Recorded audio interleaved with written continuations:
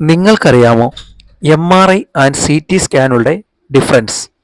ആശുപത്രിയിൽ പോകുമ്പോൾ ഡോക്ടർമാർ പലപ്പോഴും നമുക്ക് നിർദ്ദേശിക്കുന്ന രണ്ട് സ്കാനുകളിൽ ഒന്നാണ് CT, മറ്റതാണ് MRI. ഇവ രണ്ടും തമ്മിലുള്ള വ്യത്യാസം നമുക്കൊന്ന് പരിചയപ്പെടാം. ആദ്യം CT സ്കാൻ നോക്കാം. CT സ്കാൻ എന്നത് കമ്പ്യൂട്ടഡ് ടോമോഗ്രഫി എന്നതാണ് പൂർണ്ണരൂപം. ഇതിൽ എക്സ്റേ റേഡിയേഷൻ ഉപയോഗിച്ചാണ് ശരീരത്തിന്റെ ക്രോസ് സെക്ഷൻ ഇമേജ് എടുക്കുന്നത്. CT സ്കാൻ വളരെ ഫാസ്റ്റ് ആണ്. ആക്സിഡന്റ് ഉണ്ടായാൽ, ബോൺ ഫ്രാക്ചർ ഉണ്ടോ, ബ്രെയിൻ ബ്ലീഡിംഗ് ഉണ്ടോ, ചെസ്റ്റ് പ്രോബ്ലം, ലങ് ഇൻഫെക്ഷൻ പോലുള്ള എമർജൻസി സിറ്റുവേഷനിൽ ഡോക്ടർമാർ ആദ്യം തിരഞ്ഞെടുക്കുന്നത് CT സ്കാൻ ആണ്. പക്ഷെ ഇതിൽ റേഡിയേഷൻ എക്സ്പോഷർ ഉണ്ടാകുന്നു. അതിനാൽ ആവശ്യമില്ലാതെ റിപ്പീറ്റ് ചെയ്യുന്നത് നല്ലതല്ല. അടുത്തത് MRI സ്കാൻ. MRI എന്നത് മാഗ്നറ്റിക് റിസോണൻസ് ഇമേജിംഗ് എന്നാണ് പൂർണ്ണരൂപം. MRIയിൽ റേഡിയേഷൻ ഒന്നും ഉപയോഗിക്കുന്നില്ല. ഇത് സ്ട്രോങ് മാഗ്നറ്റിക് ഫീൽഡും റേഡിയോ വേവും ഉപയോഗിച്ച് ചിത്രമെടുക്കുന്നു.